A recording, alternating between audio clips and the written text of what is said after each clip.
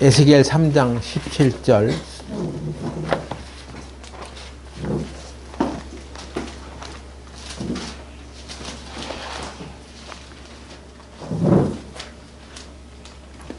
인자야, 내가 너를 이스라엘 족속의 파수꾼으로 세웠으니 너는 내 입의 말을 듣고 나를 대신하여 그들을 깨우치라. 기도드리겠습니다. 전능하신 하나님 아버지, 오늘 우리 교회가 2025년 동계 수양회를 이곳에서 갖게 되었습니다. 하나님께서 인도하여 주신 이 자리에서 우리 모두가 하나님의 말씀으로 우리 심령을 새롭게 할 수 있는 시간들이 되게 하여 주시옵소서. 때가 악함으로 이 마지막 때에 우리가 하나님으로부터 파수꾼으로 세워진 자라는 사명을 받았다는 것을 분명히 알고 이 뜻을 쫓아 살아갈 수 있도록 하여 주시옵소서. 수양의 기간 내에 우리의 심령을 더욱 새롭게 하여 주시기를 바라옵고 예수님의 이름으로 기도드렸습니다.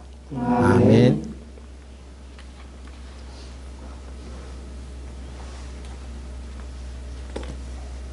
이번 우리 수양의 주제 되는 말씀은 파수꾼의 사명이라는 것입니다.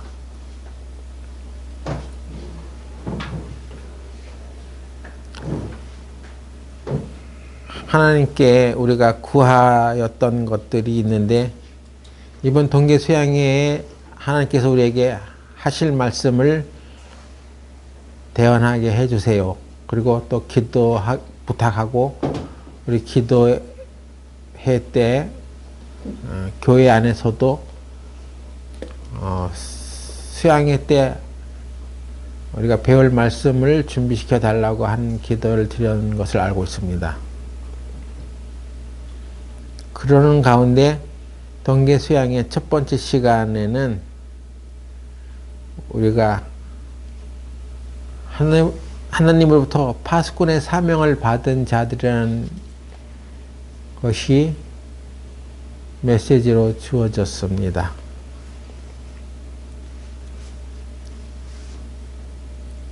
파수꾼,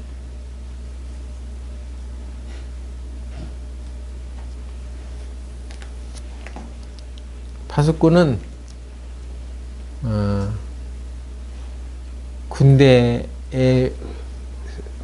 군대라는 사회에서 비교하자면 보초와 비슷한 것입니다. 경비 서는 사람들. 근데 우리는 군대 누가 갔다 왔다면 너 특기가 뭐야 하면서 거기서 어떤 전문적인 영역에서 군생활을 했다는 그런 것을 자부심을 갖기도 하고, 보초 쓰다 왔어요 그러면 뭐 이렇게 하찮게 여기는 경향이 있는데, 사실 보초를 쓰고 경비를 하는 것은 굉장히 중요한 의미를 갖고 있습니다. 만일에 보초 쓰고 경비를 서는 사람은 자기가 그 경비를 소홀하게 하면 그 부대 안에 있는 모든 아군들을 다 죽이는 그런 일을 하게 할 수도 있어요. 그래서 경비를 소홀하게 하는 것은 직무 태만이고 이건 사형감입니다. 그런데 하나님께서 우리를 에스겔처럼 이 시대의 파수꾼으로 세우셨다는 거예요.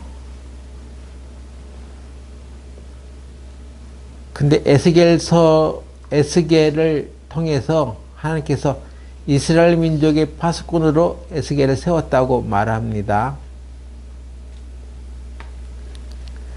그러면서 이스라엘 민족을 깨우치라고 하는 거죠.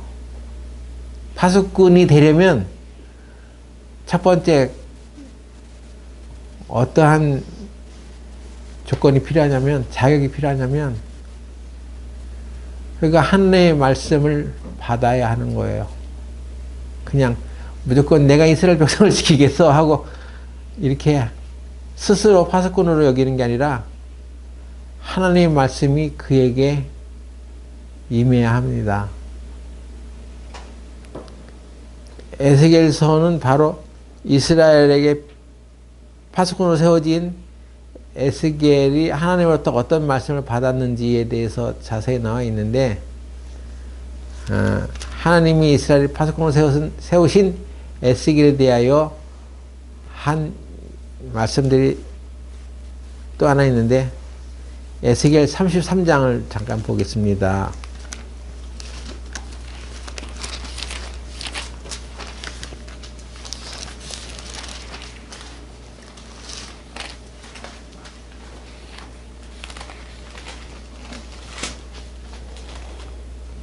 에스겔 33장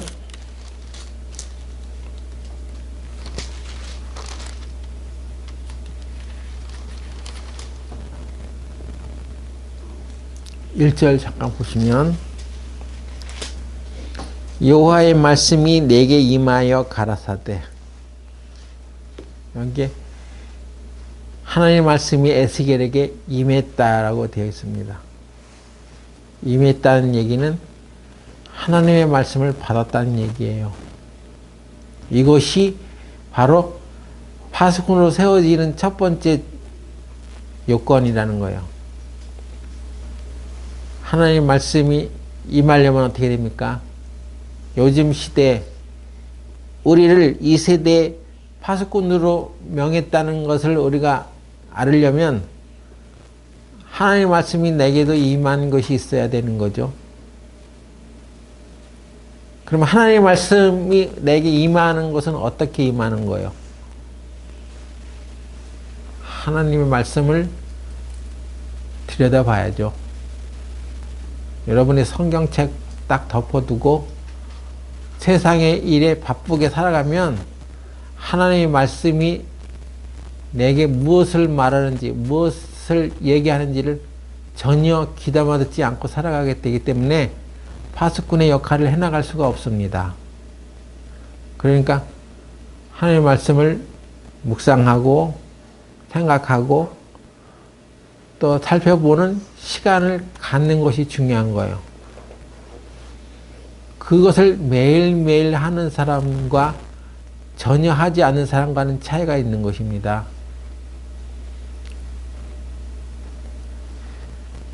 성경을 읽을 때에도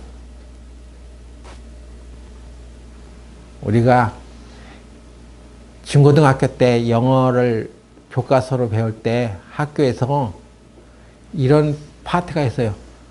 Read and Comprehension. 예? 영어 교과서 안에 그런 코너가 있어. 그게 뭐예요? 영어 책 읽고 comprehension 뭐야? 이해하는 거. 읽고 깨닫는 거요.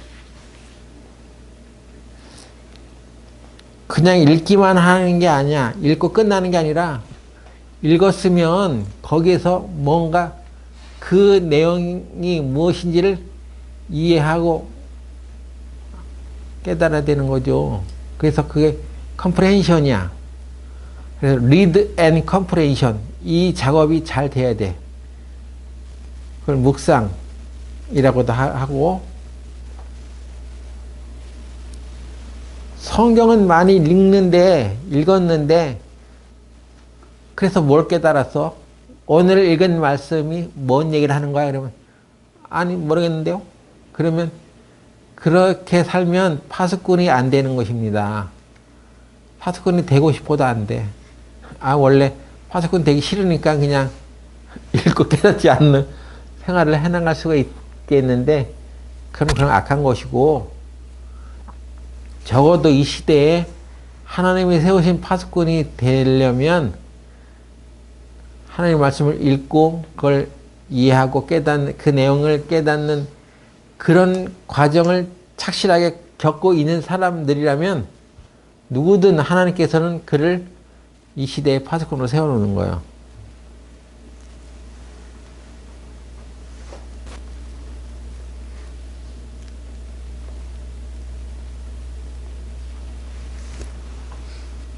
구약의 선지자 중에 엘리야라는 사람도 마찬가지예요.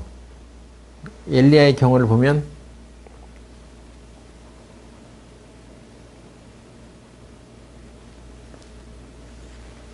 열왕기상 17장 2절에 그렇게 나왔는데 여호와의 말씀이 엘리야에게 임하여 가라사대 임했습니다. 하나님의 말씀이 엘리야에게 임하니까 그가 그 시대의 선지자가 되어서 당시에 아주 사악한 왕이었던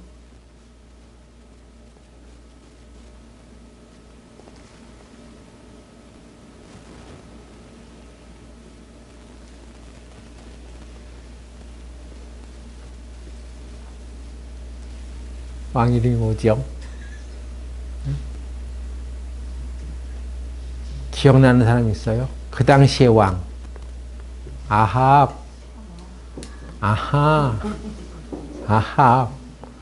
왕에 가가지고 선포를 합니다. 뭐라고 선포를 합니까? 이제 내 말이 없으면 비가 내리지 않겠습니다. 이렇게 말한 거야. 당시에는 이스라엘이 기근이 내려서 비 한 방울 내리지 않는 아주 좋지 않은 상황이었었는데 다들 비가 내려야지 가뭄이 그치고 물이 풍족해져서 살아갈 수 있겠는데 계속 이스라엘은 가뭄이 들었습니다. 기근이 내려서 비가 내리지 않았어요. 근데 엘리야가 무슨 깡닭으로 무슨 배짱으로 아합이라고 하는 아주 완악한 왕 앞에 가가지고 이제 앞으로 내 말이 없으면 비가 내리지 않을 것입니다. 이렇게 말을 하냐고. 겁을 상실한 거죠. 에? 아니 지금 이 완악한 왕 앞에 가서 말 한마디 좋은 말 한마디 하기도 힘든데 비가 내리지 않을 거예요. 앞으로 내 말이 없으면 하면 이런 싸가지 없는 선지자 같은 이라고 하고 진노를 살 수도 있는 상황이었습니다. 근데 어떻게 그런 두둑한 배짱이 있었겠습니까? 그건 바로 하나님의 말씀이 엘리야에게 임했기 때문이에요. 그러면 엘리야는 어떻게 하나님의 말씀이 그에게 임하게 되었는가?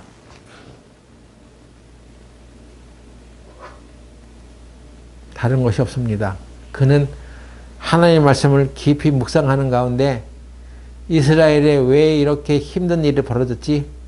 이스라엘에 왜 이렇게 하나님을 떠나서 우상을 섬기는 일이 벌어졌지? 하고 쭉 묵상하는 가운데 하나님의 말씀을 통해서 아, 이스라엘에게 기근이 내린 것은 하나님의 뜻이, 하나님의 임하신 것이네. 하나님 백성들이 하나님을 버리고 우상을 섬기게 되면 이 땅이 기근이 내릴 것이라고 하는 그 약속의 말씀들이 그대로 이루어진 것이네 하고 확신을 갖게 된 것입니다. 하나님의 말씀에 대한 확신. 우리는 우리 마음대로, 우리 추상대로 살아가는 것이 아니라 어떤 확신을 가지고 살아가는 사람들이 되어야 하는 거예요. 근데 그 확신은 어디로부터 오는 확신이 되어야 되냐면 하나님 말씀으로부터 오는 확신이어야 돼. 아, 이렇게 살면 안 되는구나. 이렇게 해야 되는구나 하는 확신을 가지고 살아가야지 그런 사람들이 파수꾼의 역할을 할 수 있는 것입니다.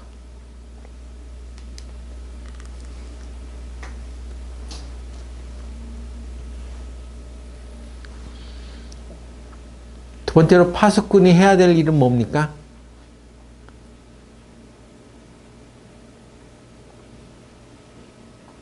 에스겔 3장 17절 다시 보면 내가 너를 이스라엘 족속의 파수꾼으로 세웠으니 너는 내 입의 말을 듣고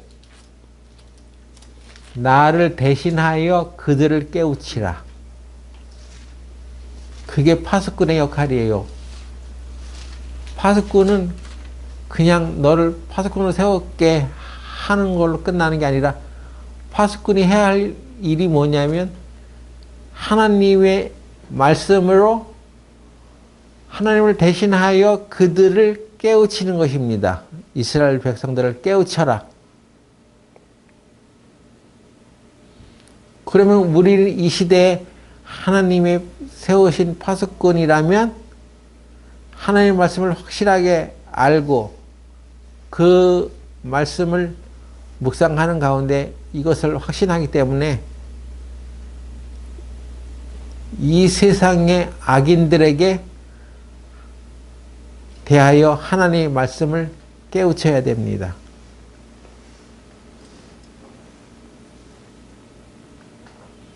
지금 우리 시대에 아주 시끄럽고 어지러운 일들이 많이 벌어집니다.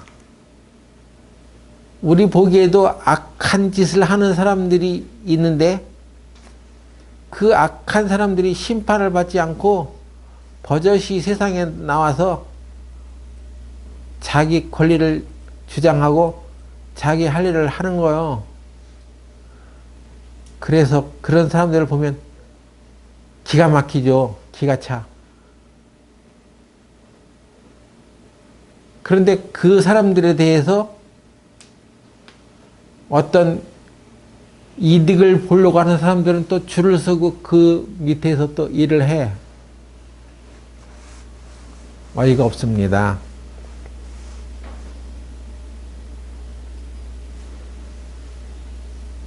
그 사람이 하는 일이 옳은 일이면 괜찮죠. 그런데 악한 일을 하는데 거기에 빌붙어서 무슨 이득을 얻으려고 하는 것은 다 같이 악인에 해당되는 거예요. 이전에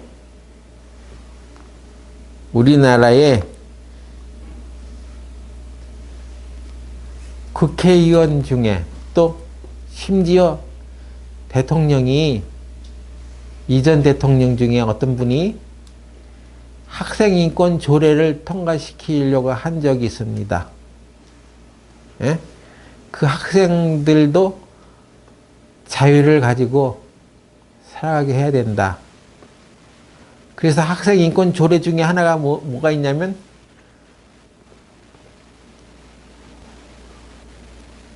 학생들도 임신이나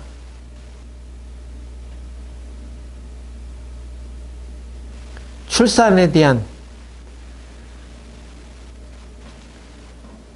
자유결정권이 있어야 된다. 13세에는 그것을 허용해야 된다. 이것을 학생인권 조례로 채택해서 그 법을 만들어서 통과시키려고 했었던 적이 있습니다. 근데 우여곡절 끝에 그 법이 이제 통과되지 않았어요. 다행히. 근데 그때 당시 그런 법을 세워서 법으로 만들고 그걸 통과시키려고 했었던 이 나라의 지도자들이 그런 일들을 벌였을 때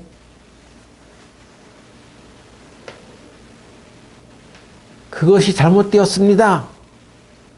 그게 무슨 말입니까? 13살에 그럼 아기를 낳아도 된다는 거예요? 예? 임신할 수 있는 권리가 있는 거예요? 출산할 수 있는 권리가 있는 거예요? 그러니까 그걸 허락하라는 것입니까? 그럼 그건 뭐 어떻게 되는 것입니까? 나라를 완전히 뒤집어 엎는 어떤 악한 결정들을 하고 법을 세워서 그것을 처리하려고 하는 사람들이 있었단 말이에요. 아마 경기도 교육감이 그것에 동조를 했는지도 모르죠. 그런데 그걸 막고 결사적으로 반대하는 사람들도 있었고 모른 척하고 살아가는 사람도 있었습니다.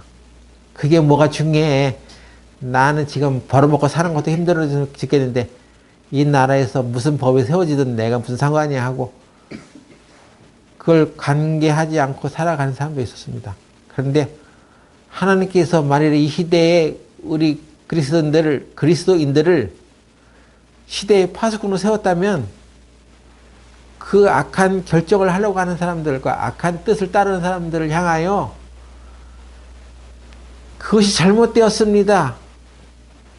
악한 짓을 하지 마시오. 악한 일을 회개하지 않으면 당신은 죽습니다. 이렇게 말해 줄 수 있겠냐는 것입니다. 그래서 악인은 죽습니다. 왜 죽냐면 악인에게 향해서 돌이키라고 하는데도 돌이키지 않기 때문에 그래요.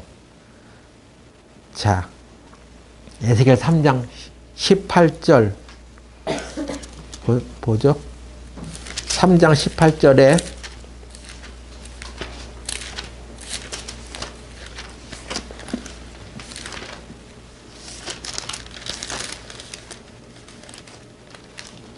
가령 내가 악인에게 말하기를 너는 꼭 죽으리라 할 때에 네가 깨우치지 아니하거나 말로 악인에게 일러서 그 악한 길을 떠나 생명을 구원케 하지 아니하면 그 악인은 그 죄악 중에서 죽으려니와 내가 그 핏값을 내 손에서 찾을 것이고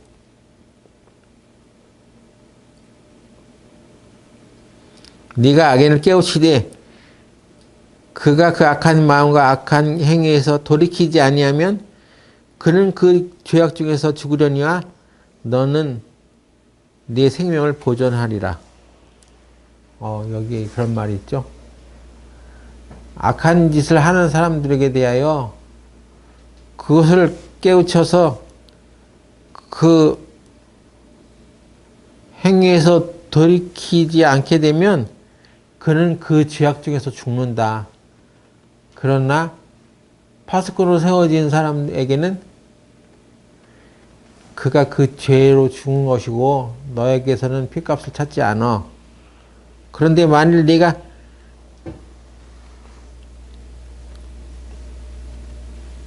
그를 악한 길에서 돌이키지 않게 하고 가만히 내버려두면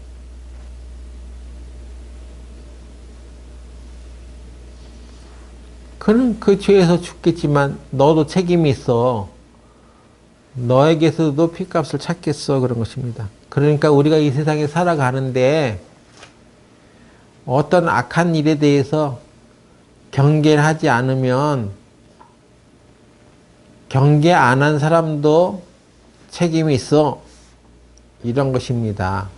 이게 파수꾼의 삶이에요. 남들이 뭐라고 하건, 예? 전봇대로 일을 쑤시건, 또 뭐 하건, 전혀 상관하지 않고 살아가는 것이 능사가 아니라는 거예요.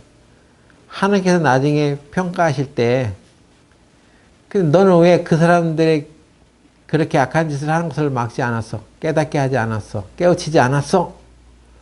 여기에 대해서도 하나님께서 책임을 엄중하게 묻겠다는 것이죠.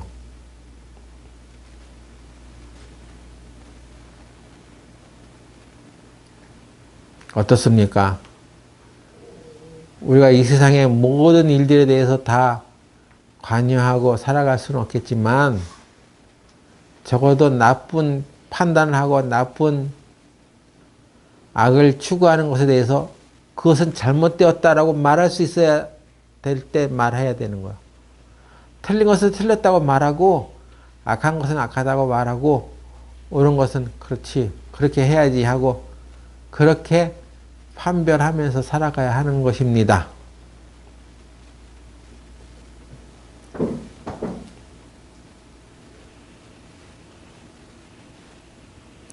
파수꾼의 역할은 결코 쉬운 게 아니에요. 그것은 하나님으로부터 오는 그 말씀을 받아서 내 안에서 그것이 확신되어지는 순간이 있어야지 그렇게 살아갈 수 있는 거예요.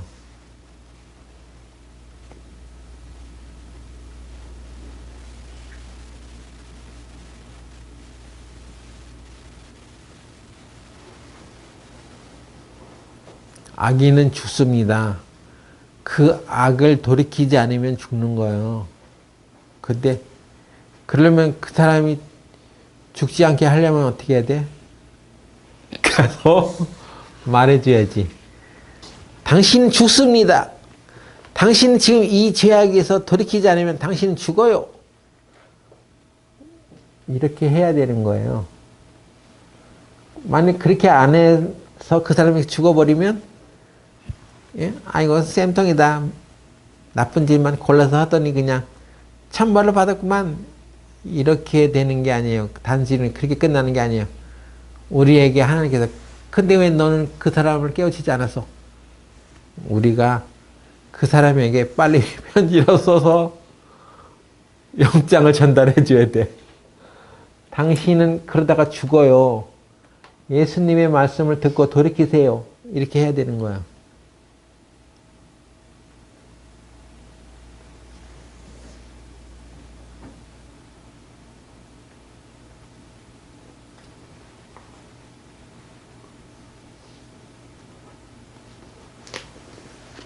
만일에 어떤 국회의원이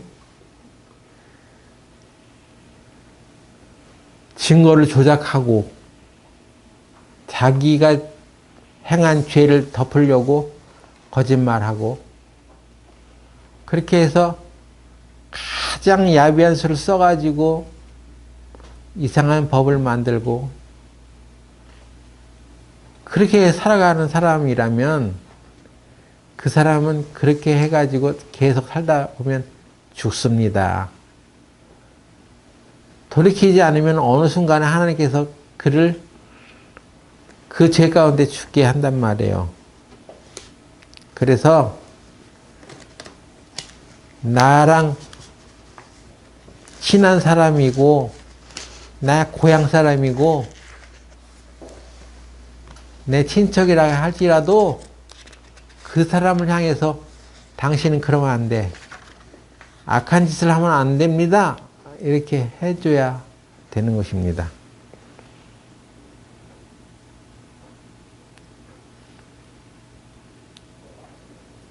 재판할 때도 악인을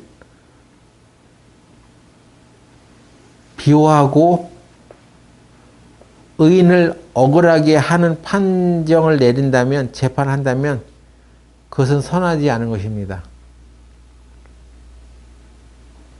그렇게 공부 많이 해가지고 재판할 때 그렇게 하라고 공부한 거요? 예? 변호사 돼가지고 악을 변호하라고 변호사 세워놓은 것입니까? 근데 신기하게 변호사 생활을 하는 사람들 중에는 억울한 사람, 약한 사람을 변호해가지고는 돈이 안 돼.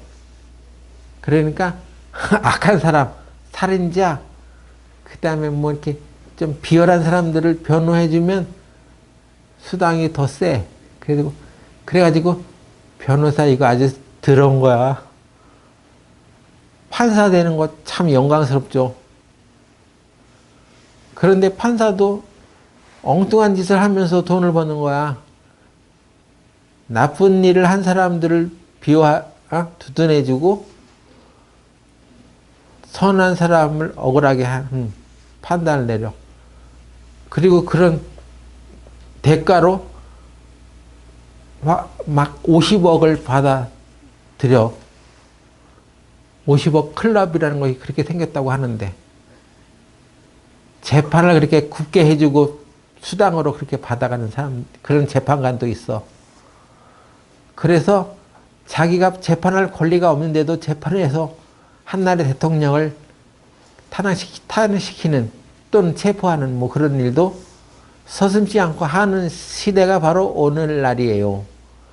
그래서 세상 돌아가는 거 보면 아우 정신이 없어요.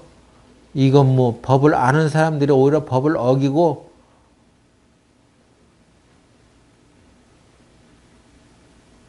착한 사람들이 오히려 더 손해를 받는 거야. 뇌물을 받고 50억을 받은 사람은 무죄고 버스 기사 중에 800원인가를 삥땅 친 버스 기사가 있는데 그 사람 유죄가 나와. 아니 이게 왜 그런가. 세상이 하나님도 없는 그런 세상 같아요.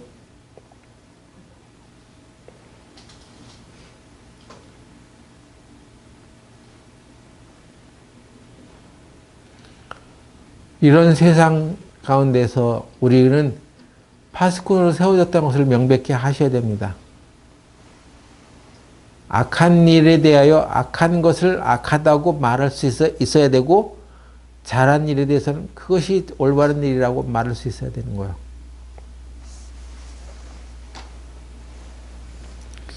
온 땅에 강포가 가득해진 옛 세상에, 그때가 노아 시대였는데, 그때 하나님께서 이 세상의 사람들을 보니까 죄만 짓는 거요. 강포가 가득해졌다고 합니다. 그래서 하나님께서 이 세상을 물로 심판하시겠다고 했던 적이 있어요.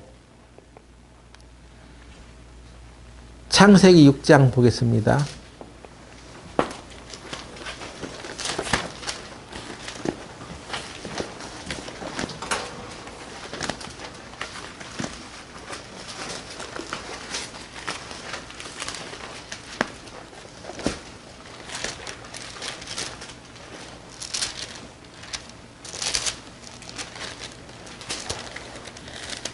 창세기 6장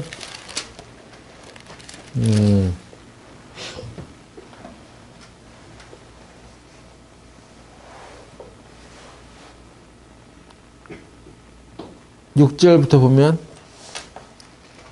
땅 위에 사람 지으셨음을 6장 6절 한탄하사 마음에 근심하시고 가라사대 나의 창조한 사람을 내가 지면에서 쓸어버리되 사람으로부터 육축과 기는 것과 공중의 새까지 그리하리니 이는 내가 그것을 지었음을 한탄하면이라 하시니라. 그러나 노아는 여호와께 은혜를 입었더라 라고 되어 있습니다. 노아가 어떻게 했다고요? 노아가 착한 일을 했다? 그게 아닙니다. 노아는 하나님께 은혜를 입었더라. 하나님의 은혜를 입은 사람은 강포하게 살지 않아요. 희한하죠?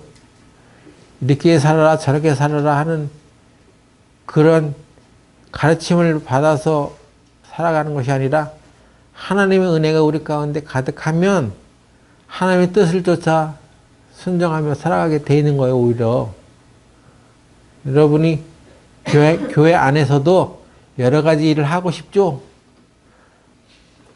그러면 그 일을 어떻게 해나가는 거냐면, 하나님으로부터 은혜를 입어야지. 그 깊이 깨닫고 은혜를 입은 사람이 되면 어떻게 행할 줄을 자세히 알게 되는 것입니다.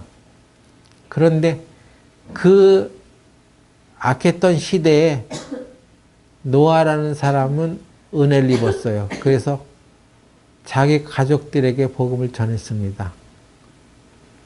다행히 그 가족들은 구원을 받게 돼요.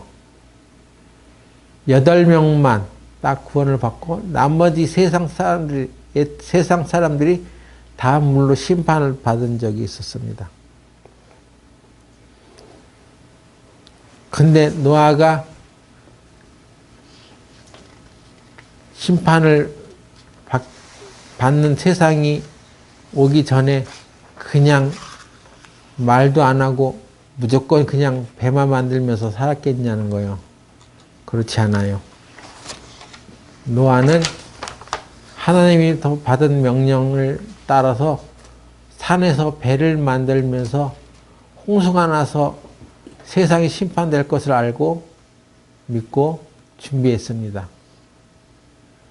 그리고 세상 사람들을 향해서, 이 세상 사람들아, 앞으로 하나님께서 이 세상을 물로 심판하시겠다고 하셨어. 그러니 그 강포한 죄악 가운데서 돌이켜. 그리고 누든지 이 방주 안으로 들어오시오 하고 다가올 심판에 대해서 경고를 했습니다. 근데 아무도 그 방주에 들어오지 않았습니다. 노아는 그 당시에 이 시대의 파수꾼으로 세우심을 받은 거였어요.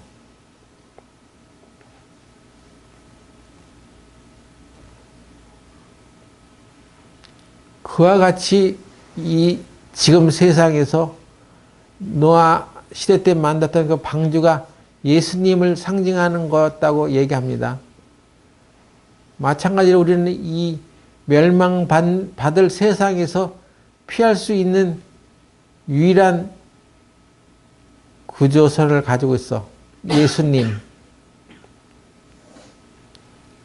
그 예수님을 전하고 당신이 예수님 안으로 들어오기만 하면 당신은 멸망받지 않습니다. 라고 전해야 되는 것이 파수꾼의 역할이란 말이에요. 그래서 직장에서 엉뚱한 소리 하는 사람들 보면 그렇게 엉뚱한 소리 하다가 당신은 죽습니다. 지옥 갑니다. 이렇게 말해주고 피할 길이 있어요. 예수님 안으로 들어오세요. 라고 예수님에 대해서 강력하게 얘기해야 되는 거예요. 세상의 정치 얘기만 한다고 그 끝나면 안 돼. 그래서 어떻게 생명을 얻지는 못하잖아. 해답이 있습니다. 예수님 안으로 들어오세요. 그렇게 전해야 되겠죠? 그렇게 전하는데도 아니 지금 나한테 예수님 믿으라고? 난 싫어. 그러면 그 사람은 그것 때문에 죽는 거야. 그의 죄로 인하여 죽는 거야. 너에겐 책임이 없어. 근데 너는 그걸 알고 있으면서도 안전했어. 그러면 하나님으로부터 책망을 받는 거야. 예수님을 전해줬어야지. 그것입니다. 그러니 여러분이 영원히 사망으로 들어갈 수 있는 데서 건짐을 받고 예수님을 믿게 된 것이 너 하나 그냥 예수 믿고 천국에 잘 가. 남들 싫다고 하는데 굳이 그냥 얘기해 줄 필요 없고 그 악하게 살든 말든 상관하지 마. 이렇게 살라고 하는 것이 아닙니다. 너 근데 파수꾼의 역할을 세상에서 제대로 했어? 그들을 향해서 경고해 줬어? 여기에 대해서 우리도 준엄한 문책을 당하게 되는 것입니다.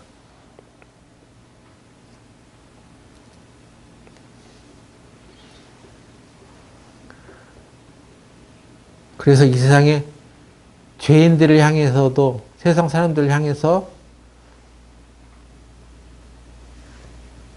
구원자 예수님을 제대로 전할 수 있어야 합니다. 베드로전서 3장 19절 보세요. 오늘 우리가 수양회이니까 이 말씀도 한번 상고해 보기로 했습니다.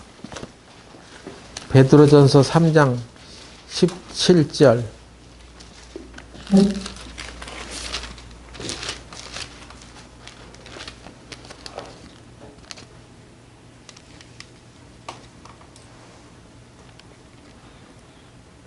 선을 행함으로 고난받는 것이 하나님의 뜻일진데 악을 행함으로 고난받는 것보다 나으니라. 그리스도께서도 한 번 죄를 위하여 죽으사 의인으로서 불의한 자를 대신하셨으니 이는 우리를 하나님 앞으로 인도하려 하심이라. 육체로는 죽음을 당하시고 영으로는 살리심을 받았으니 저가 또한 영으로 옥에 있는 영들에게 전파하시니라. 베드로전서 3장 19절 이거 성경을 보다 보면 이해가 안 되는 말씀이 많아요. 성경의 어려운 대목 중에 하나입니다. 영으로 옥에 있는 영들에게 전파하셨어? 그러면 우리가 이런 생각이 탁 나죠? 옥이 지옥인가? 영으로 옥에 있는 영들에게 전파됐어. 그러니까 영적인 세계에서 이렇게 그 지옥에 있는 영인들에게도 복음을 전해 주셨나? 또 그럴 것이라고 생각하면서 살아올 때가 많아요. 근데 이게 그런 말씀이 아니라는 거예요. 이 말씀이 뭘 말하는지를 살펴보겠습니다.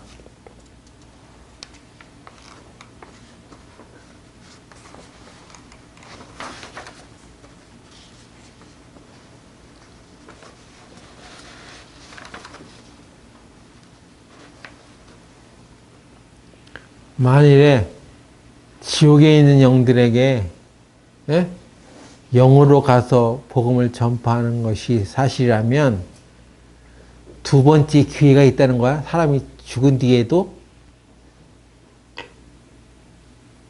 두 번째 기회. 이 세상에서 구원받지 못한 사람들은 죽어서 지옥에 가서 거기서 두 번째 기회를 받아서 복음을 들을 수 있어?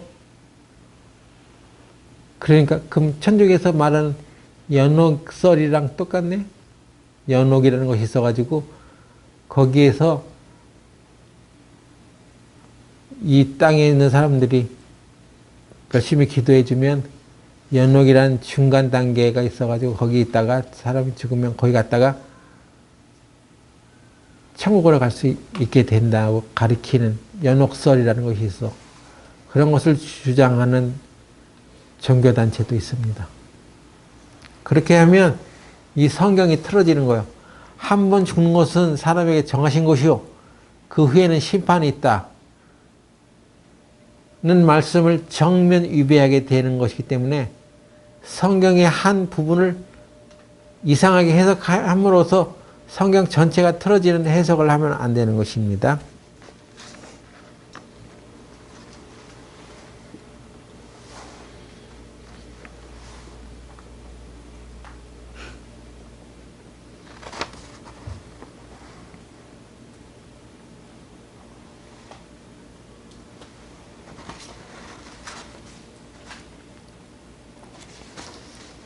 그럼 이게 뭐냐 하는 거예요.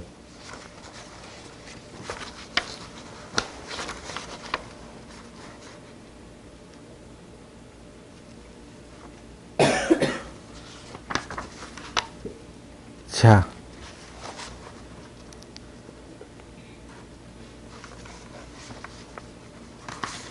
베드로전서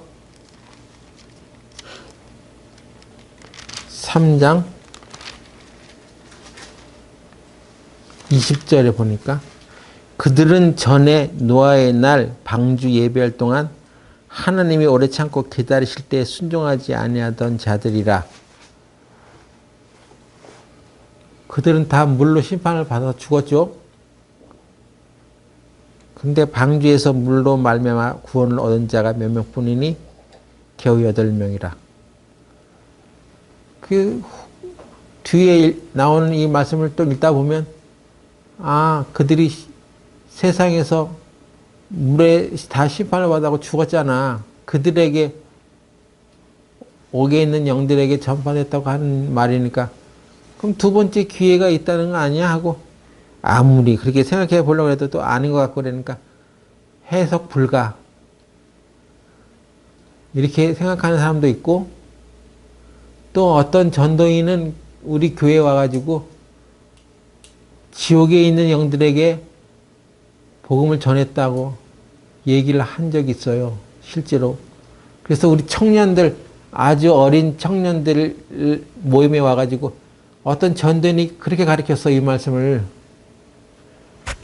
근데 그때 그 교제에 저도 참석을 했었는데 그때 나도 성경에 대한 올바른 지식을 갖고 있지 않았기 때문에 어렸어. 근데 그런 말은 아닌 것 같아. 그래서 내가 그 교제의 말미에 그런 거 아닙니다 라고 얘기를 했어요.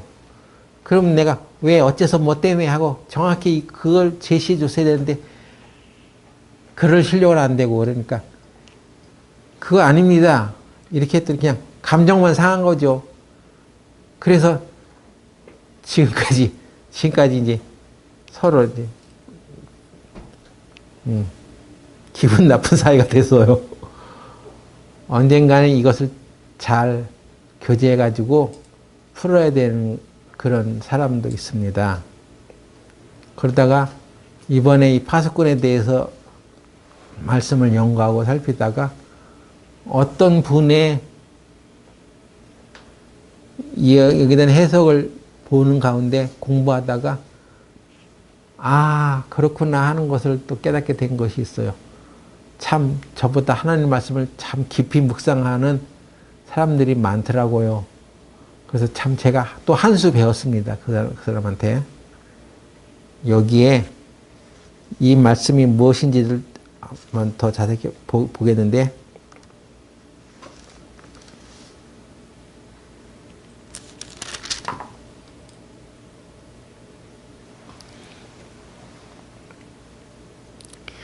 삼 장 18절 다시 보면은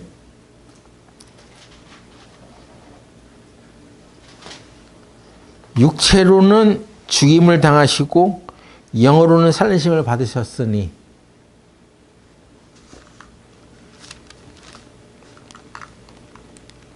이것은 육체와 영이 분리되어 있어서 육체로는 죽음을 받고 영으로는 살림을 받았다. 이렇게 이분법으로 생각을 하게 되면 그렇게 해석이 되잖아요. 그래 육체로는 죽음을 받지만 영으로는 살림을 받는 거지 그런 말 아니야? 라고 하는데 여기에 이 용어들이 뭘 말하는지를 공부 안 하면 그렇게 이상하게 해석을 하는 거예요. 여기에 말하는 이분은 누구에 대한 얘기를 하고 있는 거냐면 예수님에 대해 얘기하고 있는 거예요. 예수님. 자, 18절 다시 그리스도 예수님이죠. 그리스도께서 한 번 죄를 위하여 죽으사 의인으로서 불의한 자를 대신하셨으니 이는 우리를 하나님 앞으로 인도하려 하심이라. 육체로는 죽임을 당하시고 맞죠? 여기까지 해석에 문제가 없죠? 영으로는 살리심을 받으셨으니 하는 여기에 영으로는 하는 이 영이 뭐냐면 그냥 우리의 영을 말하는 게 아니라 성령으로는 그런 뜻입니다. 성령으로는 살리심을 받으셨다. 성령으로는 부활을 하셨다는 뜻입니다. 예수님께서 십자가에 죽었지만 육체로는 죽었죠. 그러나 성령으로 부활하셨다는 뜻입니다. 그러니까 이건 한글로 된 성경으로는 정말 헷갈리게 번역이 해놓은 거예요. 한글 성경 중에서도 쉬운 성경이라는 것이 있는데 거기에는 이렇게 번역이 되어 있습니다. 육체로는 죽었지만 성령 안에서 다시 살아나셔서 라고 번역함으로써 오류를 수정했다고 합니다.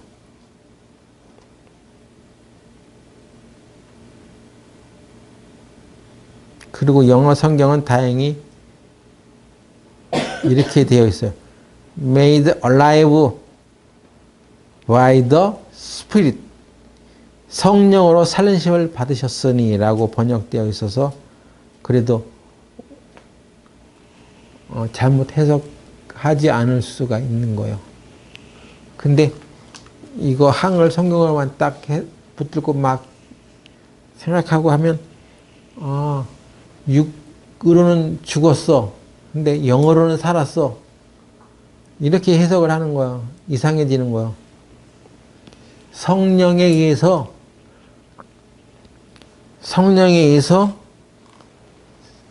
부활을 받으셨다는 그런 의미예요. 이것은.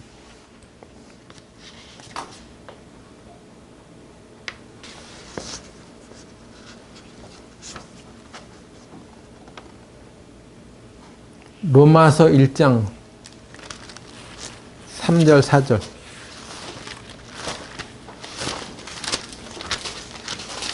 바로 이 표현과 같다는 것입니다. 로마서 1장 3절, 4절.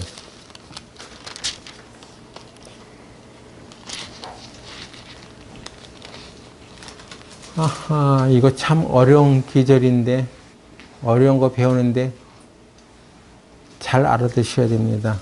1장 3절. 성결의 영으로는 죽은 자 가운데서 부활하여 능력으로 하나님의 아들로 4절 읽고 있어요. 제가 로마서 1장 4절. 성결의 영으로는, 성령으로는 뜻이죠. 죽은 자 가운데서 부활하여 능력으로 하나님의 아들로 인정되셨으니 곧 우리 주 예수 그리스도시니라. 이해가 되죠?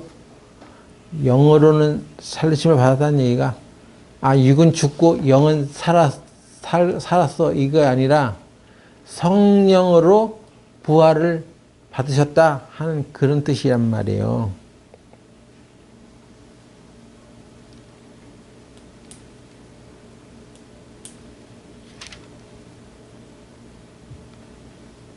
그래서 베드로전서 3장 19절 다시 보면 성경을 깊이 안 보면 아무 고민이 안 돼. 예? 근데 깊이 보면 어지러워.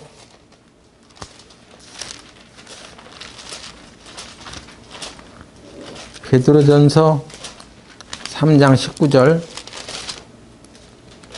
다시 보세요.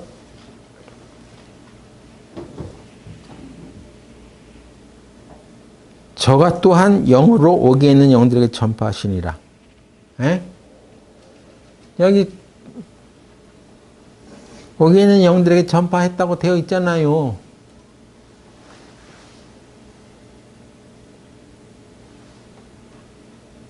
그러니까 여기 옥이 뭔지, 앞에 영은 뭐고 뒤에 영은 뭔지 이걸 명확히 구분을 해야 된단 말이에요. 또한 영으로, 그것은 바로 윗절에 있었던 육체로는 죽임을 당하시고 영으로는 성령으로는 이라고 했죠.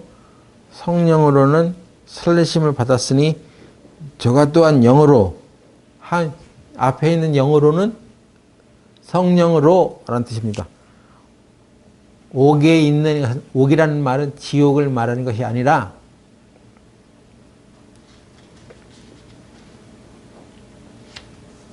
옥이라는 말은 감옥을 말하는 거, 감옥.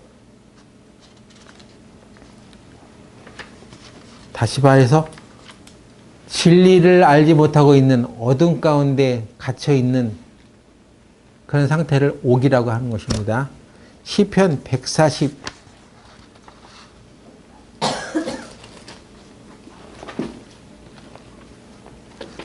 7절 보세요. 시편 142편 7절.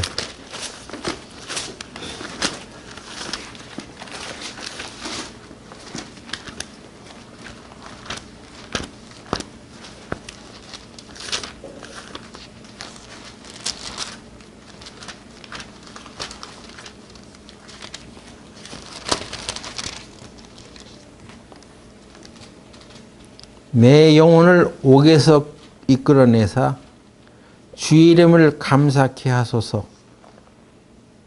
주께서 나를 후대하시리니 의인이 나를 두루리다. 여기 바로 옥이라는 게 지옥이 아니란 말이에요. 내 영혼을 옥에서 이끌어내사, 영적인 어둠을 표현하는 데 사용했습니다. 옥이라는 단어는. 아셨죠? 그러니까 옥이라고 해가지고 지옥이라고 그냥 확 쉽게 해석해버리면 죽도 밥도 안 되는 거예요. 진리를 알 수 없는 거예요. 옥은 바로 영적인 어둠을 나타내는 표현으로 사용했습니다. 이사야 42편 7절 또 한번 보세요. 이사야 42편 7절.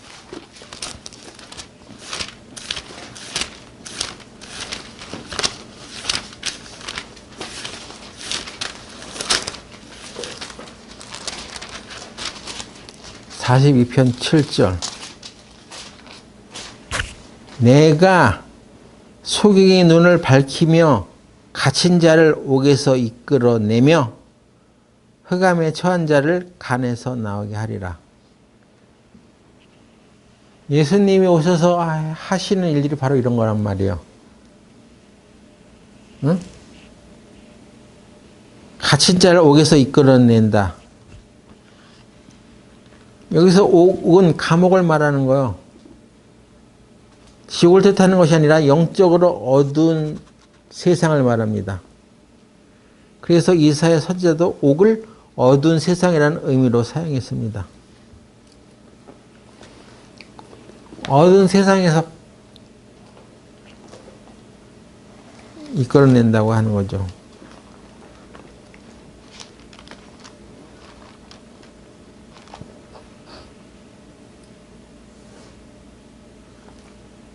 그러니까 그 옥이 지옥은 아니다 하는 거예요. 그래서 또 다시 베드로전서 이제 다시 보면 3장 19절 다시 보세요.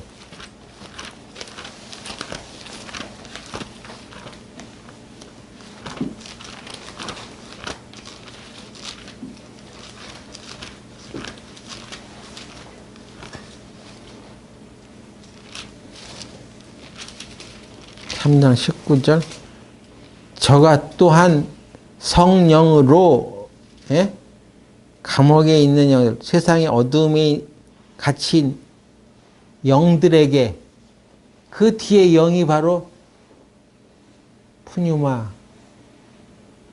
생명 들에게 전파하셨다. 이런 뜻이란 말이에요. 그러니까 20절에 그들은 전에 노아의 날 방주 예배할 동안 하나님이 오래 참고 계시다실 때 순종하지 아니하던 사람들이라. 그래서 그 세상에 있을 때에 저들은 어두운 세상 가운데 갇혀 있었기 때문에 성령은 예수님을 알지 못했던 시대였다 하더라도 그들에게 가서 성령으로 복음을 전했다는 것입니다. 무슨 말인지 아시겠어요? 해석이 돼요? 이순신 장군이 살던 시대, 예수님을 알지 못했던 그 시대 사람들이 다 지옥 갔냐? 우리 그런 거 물어보잖아요. 그렇지 않다. 성령으로 그 어두운 가운데 있는 사람들에게 복음을 전했다. 근데 그들은 순종치 않고 받아들이지 않아서 멸망을 받았지 않냐. 노아 시대에 살던 그 사람들도 바로 그런 것이다. 그들이 끝끝내 방주에 들어가지 않은 것은 뭐냐. 예수님 필요 없어요 하면서 받아들이지 않았던 것이 성령으로 그들에게 전해준 복음을 받아들이지 않은 거예요. 아하, 내가 이거 나 지금 머리 아픈데? 어? 네, 거의 끝나갑니다.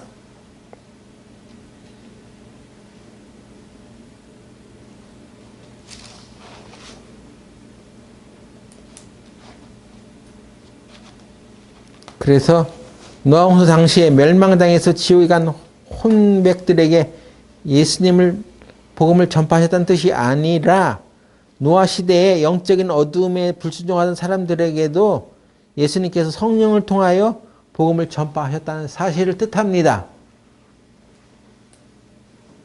알아들었어요?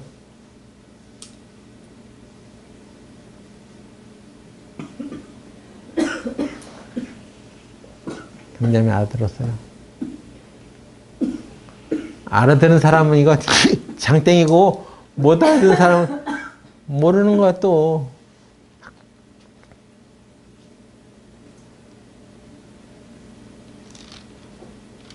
그래서 베드로전서 4장 6절도 이제 해석이 되는 거예요. 베드로전서 4장 6절. 이를 위하여 죽은 자들에게도 복음이 전파되었으니 이는 육체로는 사람처럼 심판을 받으나 영으로는 하나님처럼 살게 하려 함이라. 이 말씀이 뒷받침돼가지고 베드로서 3장 19절 20절을 함께 묶어가지고 해석을 해버리니까 아니 죽은 자대로 복음이 전파된다고 하잖아. 그렇게 해석을 하는 거야. 그러니까 이게 그런 뜻이 아니라는 거예요. 베드로서 4장 6절 이를 위하여 죽은 자들에게도 복음이 전파됐다. 그러니까 그 옛시대 그 죽은 자들 그들은 죽기 전에 성령으로 그들에게도 복음이 전파됐었어. 근데 그들이 받아들이지 않아서 죽은 거야.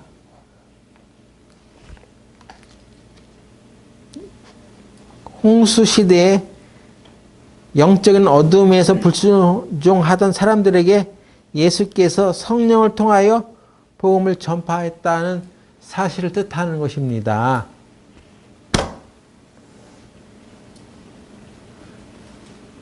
그러니까 영어로 뭐 어떻게 복음을 전하는 거야? 우리들의 잘못된 생각이죠?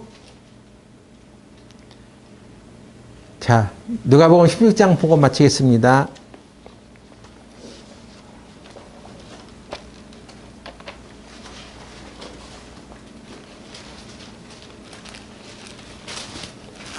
누가복음 16장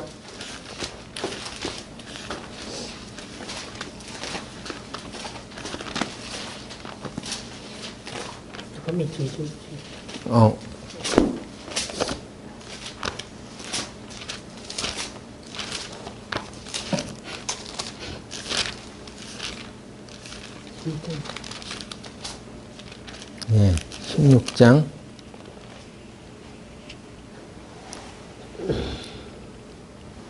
27절부터 볼까요? 가로되 그러면 구하노니 아버지여 나사로를 내 아버지 집에 보내소서. 내 형제 다섯이 있으니 저에게 증거하게 하여 저희로 이 고통받는 곳에 오지 않게 하소서.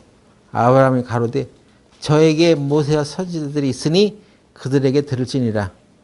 가로되 그렇지 아니하나이다 하니이다. 아버지 아브라함이여 만일 죽은 자에게서 저에게 가는 자가 있으면 회개하리이다. 가로되 모세와 선지자들에게 듣지 아니하면 비록 죽은 자 가운데서 살아나는 자가 있을지라도 권함을 받지 아니하니라 하였다 하시니라. 이건 나사로 부자와 나사로의 비유 숱하게 우리가 전도집회하면서 들었잖아요.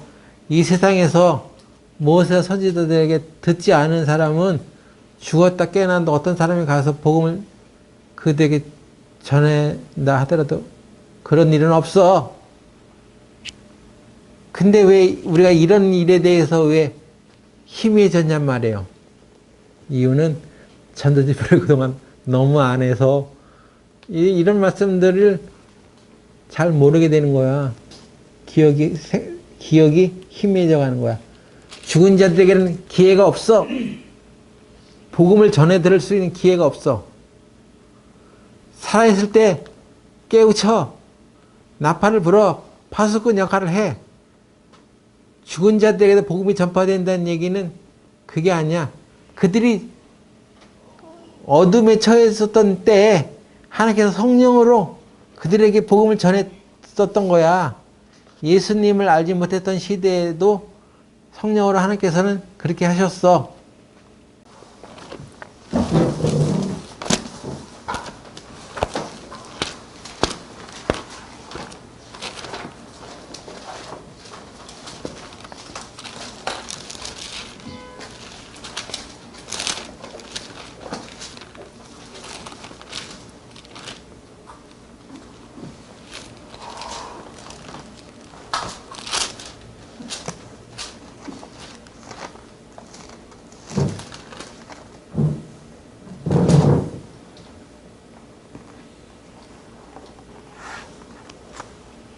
(23절) 또 26절까지 보겠습니다. 내가 너에게 전하는 것은 주께 받은 것이니 곧 주 예수께서 잡히시던 밤에 떡을 가지사 축사하시고 떼어 가라사대 이것은 너희를 위하는 내 몸이니 이것을 행하여 나를 기념하라 하시고 식후에 또한 이와 같이 잔을 가지고 가라사대 이 잔은 내 피로 세운 새 언약이니 이것을 향하여 마실 때마다 나를 기념하라 하셨으니 너희가 이 떡을 먹으며 이 잔을 마실 때마다 주의 죽으심을 오실 때까지 전하는 것이니라. 어제 우리가 파수꾼의 사명에 대해서 잠깐 생각해 봤습니다. 그런데 여기에 이 성찬을 기념하면서 예수님께서 너희가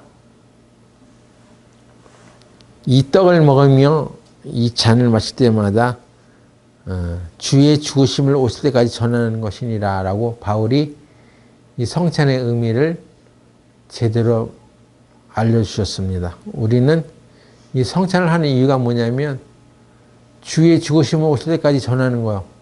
이것을 세상 사람들에게, 믿지 않는 자들에게 깨우치는 것입니다. 알려주는 거예요. 예수님이 십자가에 죽으신 이유가 뭔지 아세요? 예수님이 누군지 아세요? 이것을 주님이 오실 때까지 전하는 것입니다.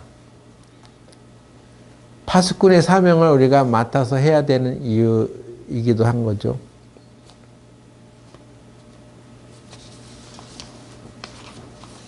그 중에 우리는 먼저 파수꾼은 백성들의 죄를 깨우치는 역할을 했었던 것을 우리가 살펴봐야 됩니다.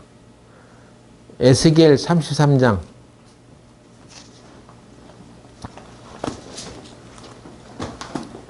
30절부터 33절까지를 보겠습니다. 에스겔 33장이네요. 에스겔 33장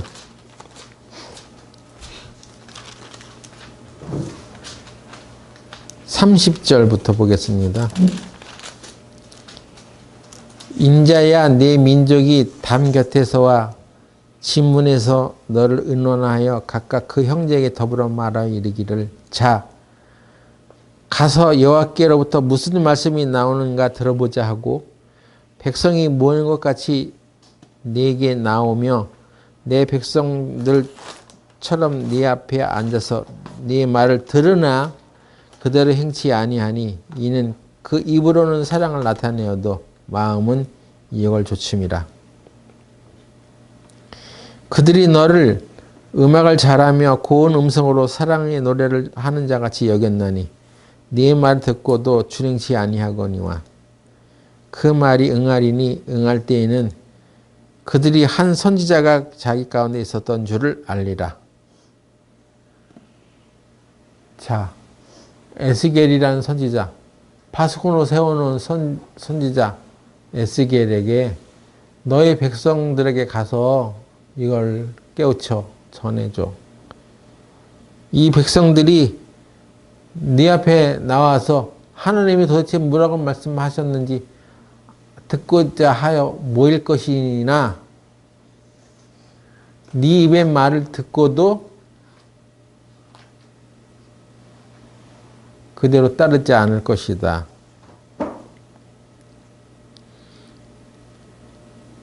그 입으로는 사랑을 나타내어도 마음은 이역을 쫓음이라. 이것을 지적하고 깨우치라는 것입니다.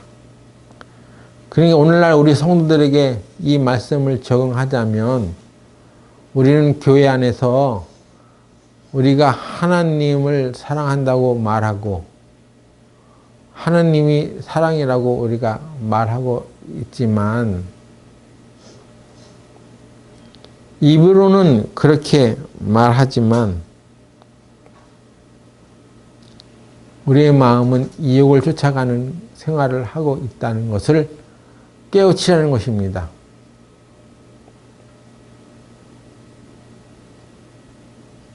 그러니까 여러분들은 깨우침을 받아야 돼요. 이 말씀에 대해서.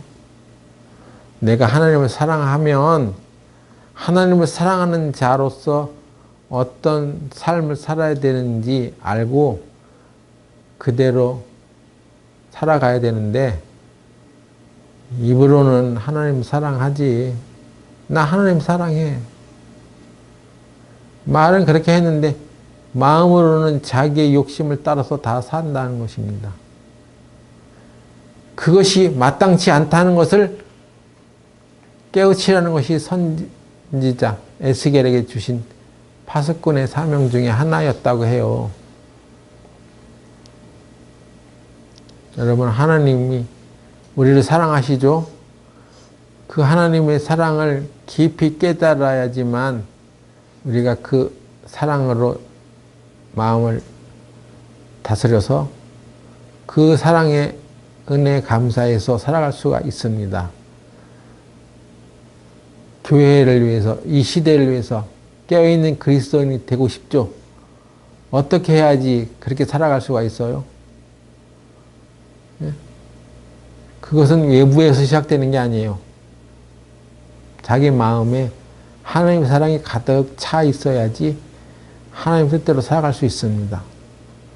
하나님의 사랑은 하나도 마음 가운데 두지 않고 있으면서 어떤 프로그램이나 어떤 액션을 배워가지고 하나님 뜻대로 살아가는 것은 있을 수가 없어요. 그런데 이스라엘 사람들처럼 우리가 마음으로는 하나님 사랑한다고 하는데 자기 안에 욕심이, 다른 욕심들, 이 욕이라는 거, 그 다른 욕심, 다른 것들이 잔뜩 들어와 있어가지고 그것을 따라 살아가는 것이 얼마나 이것이 악한 것이냐, 이것에 대해서 깨우쳐라 하는 것입니다. 깨우치기 싫죠. 왜? 이런 얘기하면 싫어하니까. 싫으니까 그냥 가만히 입 다물고 있는 것이 사람의 본성입니다.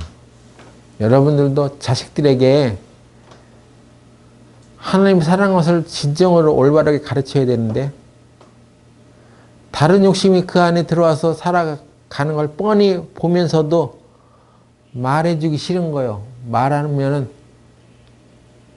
사회가 안 좋아지니까. 그러면 파수꾼의 역할을 못하는 거예요. 시편 127편 보겠습니다.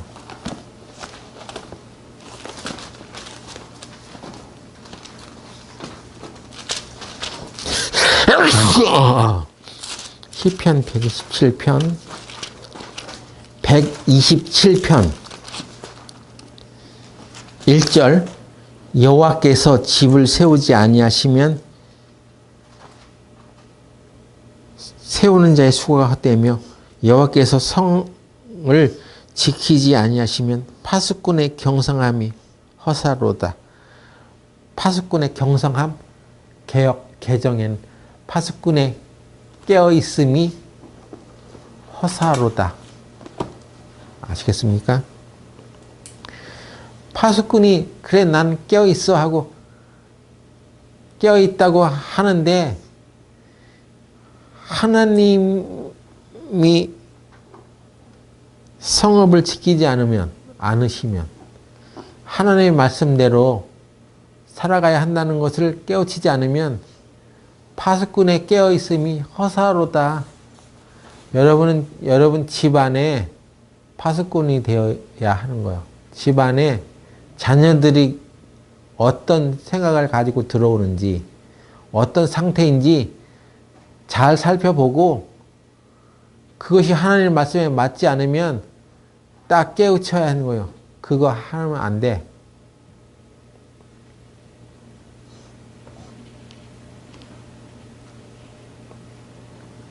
결코 그것을 받아들이면 안 되는 거예요. 네?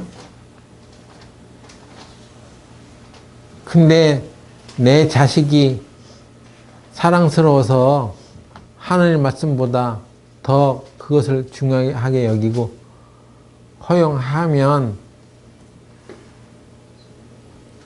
허사다. 그것이 파수꾼의 역할을 제대로 못하는 거다는 거야.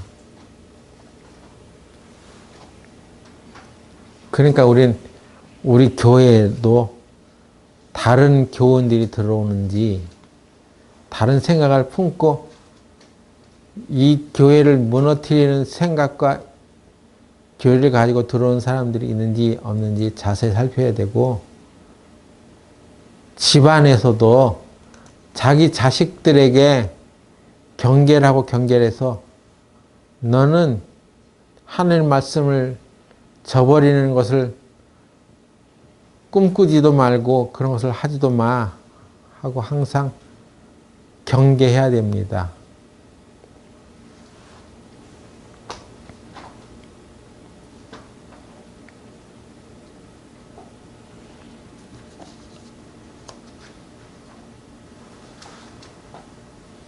두 번째, 구원받지 못한 교회 다니는 사람들에게 대해서도 깨우쳐야 돼요.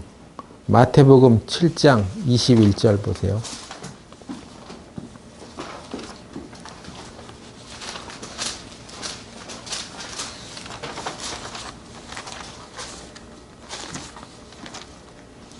마태복음 7장 21절.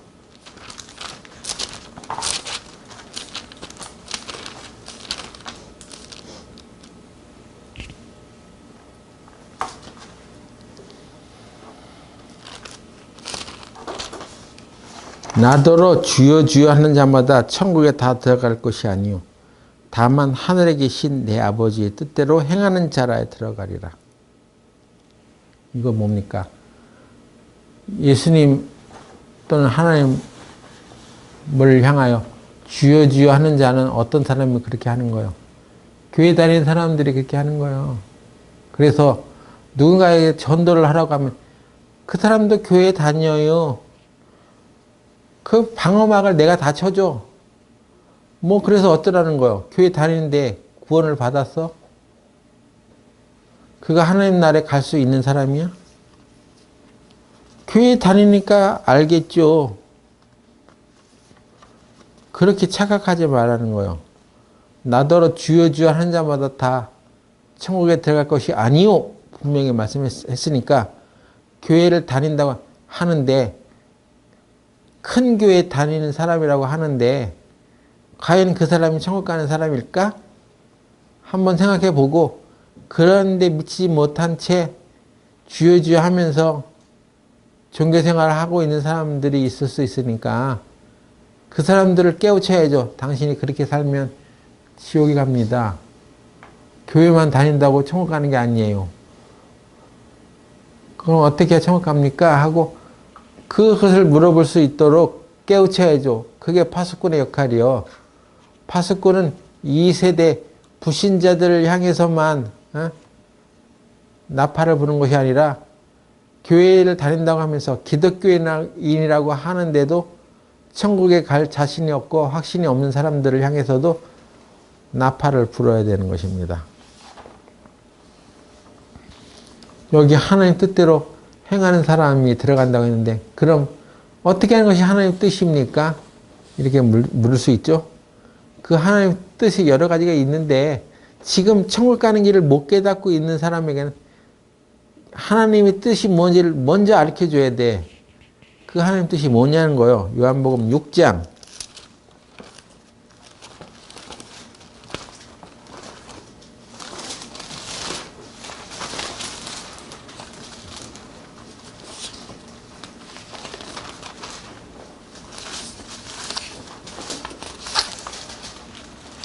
요한복음 6장 40절.